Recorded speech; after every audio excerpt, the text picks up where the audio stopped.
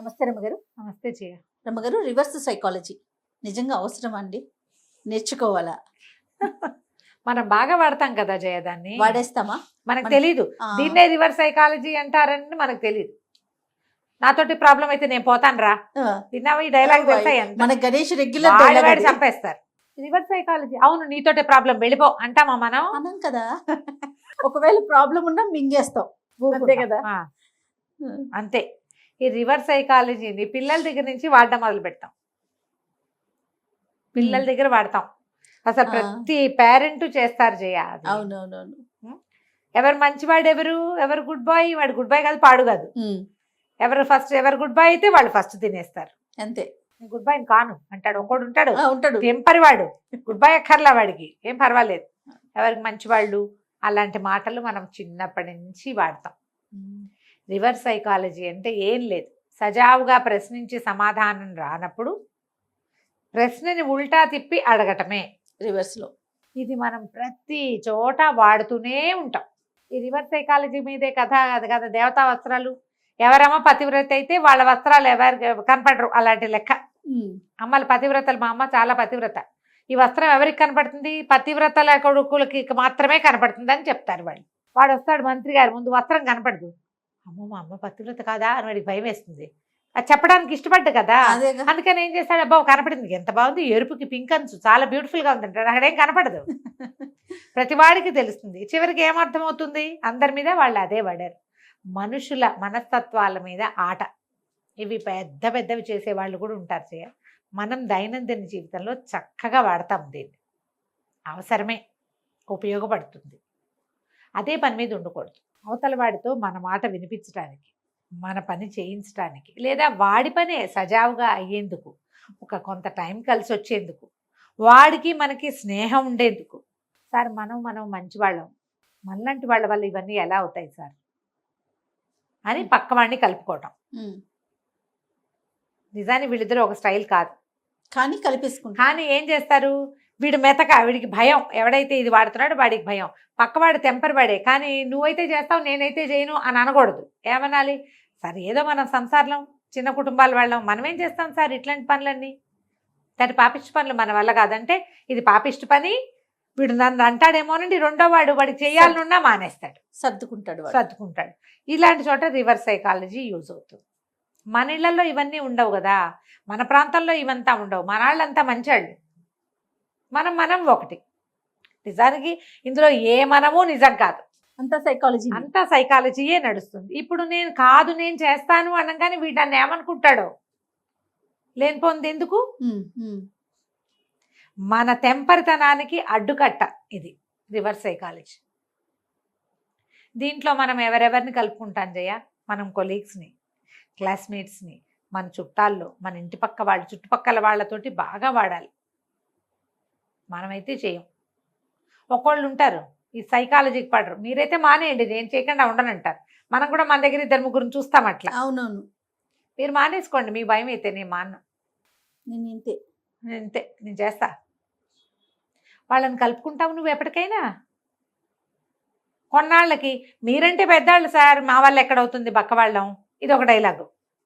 మీరంటే డబ్బులు ఉండేవాళ్ళు కదా, అబ్బే లేదండి మాకు కూడాను, ఏముంది అంతేం లేదు అని మానేస్తారు. ఈ మాన్పించటానికి రివర్స్ సైకాలజీ చాలా బాగా యూజ్ అవుతుంది. ఇది ఎట్లా అంటే, మన దగ్గర 100 రూపాయలు ఉంటే 50 ఖర్చు పెట్టి 50 దాచుకోవడం అనేది ఒక తెలివి కదా. అవును. ఆ పెట్టే 50ని కూడా బేరవాడే 30కి తగ్గించడం ఇంకా తెలివి, మహా తెలివి. అయినా ఆయన పక్క అయినా 50 30 కొంటున్నాడు, నువ్వు 30 కొంటున్నావు అనుకో, నీ తెలివి ఎక్కడ? 2 తీసుకుంటాం, 50కి ఇవ్వు అని వాడితో మాట్లాడి, అమ్మేవాడితోటి ఆయన చేతి నుంచి సనువుగా 50 నోటు తీసేసుకుని షాప్వాడికి ఇచ్చేసి, నువ్వు ఆయనకి 25 చేతిలో పెడితే నువ్వు ఎక్కడ కలిసి వచ్చింది నీకు? ఆ పక్కింటి ఆయన్ని, పక్కన ఉంచిన ఆయన్ని మనం చేసుకున్నావు. ఇలా ప్లాన్డ్గా చేయగలిగే వాళ్ళకి ఈ రివర్స్ సైకాలజీ యూజ్ అవుతుంది. దీనివల్ల మీకు శత్రువులు తక్కువగా ఉంటారు, స్నేహితులు మిత్రులు ఎక్కువగా ఉంటారు, చాలా మంది ఉంటారు. మీ తెలివి ఎప్పుడు పదును పెట్టబడే ఉంటుంది, ఎప్పుడు షార్ప్గా ఉంటారు. పరిస్థితిని మనకు అనుగుణంగా చేసుకోవటం ఎట్లా.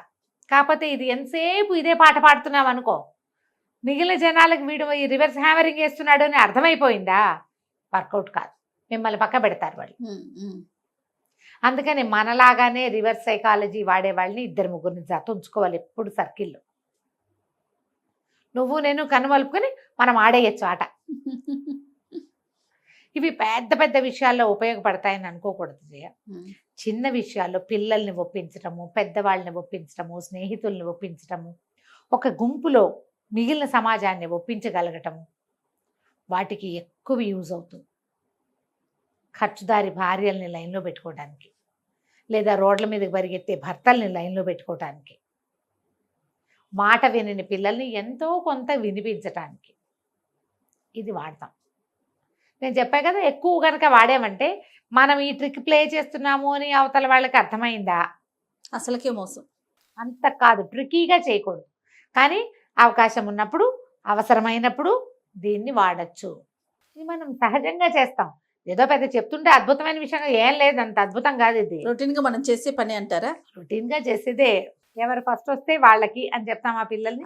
ఎవరు గుడ్ బాయ్ అయితే వాడు. ఈ మాట వాడమా మనం రెగ్యులర్ గా?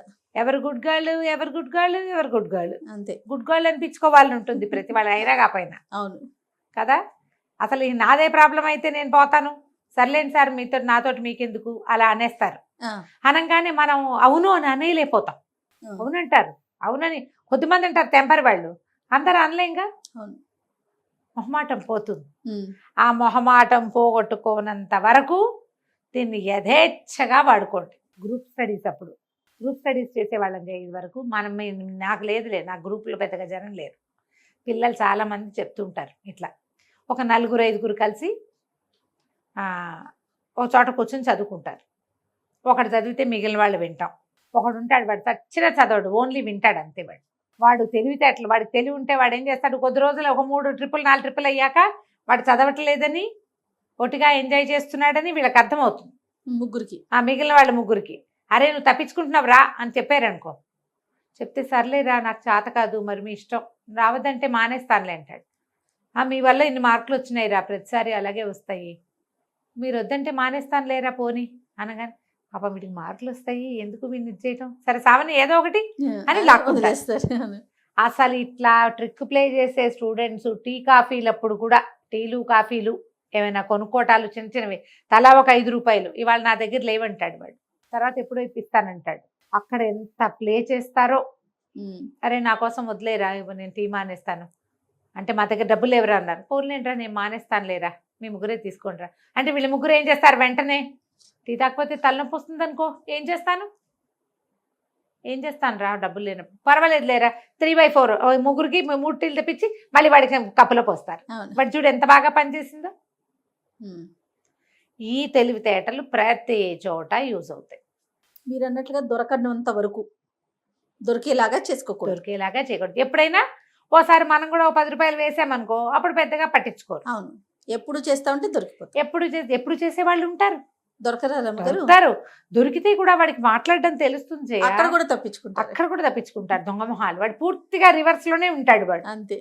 ఎక్కడ తను రూపాయి పెట్టడు, ఎక్కడ తన టైం ఇవ్వడు, ఎక్కడ తను శ్రమ పడేవాళ్ళు, డబ్బులు పెట్టేవాళ్ళు పిచ్చి వేధవాళ్ళు, అంతే. అమాయకులు. పాప పిచ్చి వేధవాళ్ళు అనకూడదు, తిట్టుగా వినపడుతున్నాయి, తిట్టు కాదు అది, అమాయక పక్షులు అనమాట వాడు. కానీ రివర్స్ వాడేవాడు ఉంటాడు చూడు, వాడు బ్రహ్మాండమైన తెలివి కలిగిన వాడు. ఇది చెయ్యండి అని చెప్పట్లా, చేయటం అంత పెద్ద తప్పేం కాదని చెప్తున్నా. రైట్. తేడా ఉంది కదా, చాలా తేడా ఉంది. ఇదే తెలివి, ఇదే రివర్స్ సైకాలజీ. వాడుకోవచ్చు అప్పుడప్పుడు. ఓకే రమ్య గారు, నమస్తే. సుమన్ టీవీలో మీ పర్సనల్ అండ్ బిజినెస్ ప్రమోషన్స్ కోసం కింది నెంబర్కి కాంటాక్ట్ చేయండి.